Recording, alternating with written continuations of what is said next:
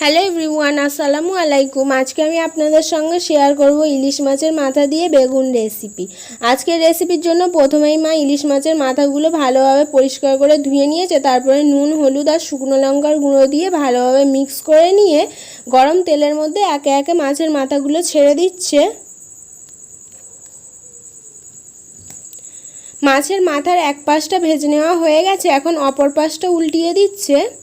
ভালোভাবে উল্টে পাল্টে সমস্ত মাছের মাথা ভেজে নিচ্ছে। সমস্ত মাছের মাথা ভেজে নেওয়া হয়ে গেছে, এখন অন্য একটি প্লেটের মধ্যে তুলে নিয়েছে। এখন বেগুন দিয়ে ইলিশ মাছটা রান্না করে নেওয়ার পালা। তার জন্য একটি কড়ার মধ্যে পেঁয়াজ কুচি আর পরিমাণ মতো সর্ষের তেল দিয়ে একটু নেড়ে চেড়ে পেঁয়াজটা হালকা ভেজে নেওয়া হয়ে গেলে অ্যাড করে দিচ্ছে হলুদ গুঁড়ো।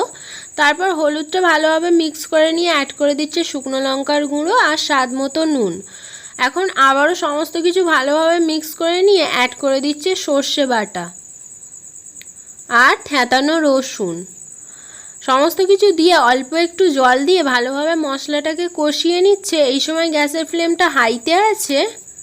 তারপরে অ্যাড করে দিচ্ছে টমেটো কুচি। এখন অ্যাড করে দিচ্ছে আগে থেকে কেটে ধুয়ে রাখা আলু আর বেগুন।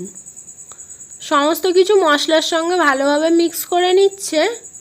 এখন অ্যাড করে দিচ্ছে পরিমাণ মতো জল, যাতে করে আলু আর বেগুনটা ভালোভাবে সিদ্ধ হয়ে যায়।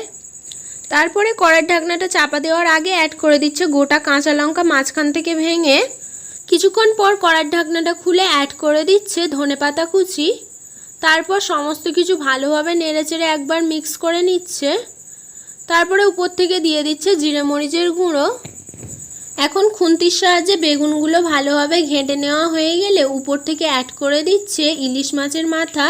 ইলিশ মাছের মাথাটা দিয়ে আবারও পরিমাণ মতো জল অ্যাড করে দিচ্ছে। এখন ঝোলের মধ্যে মাথাগুলো ডুবিয়ে দিয়ে গ্যাসের ফ্লেমটা হাইতে দিয়ে কড়ার ঢাকনাটা চাপা দিয়ে রাখছে।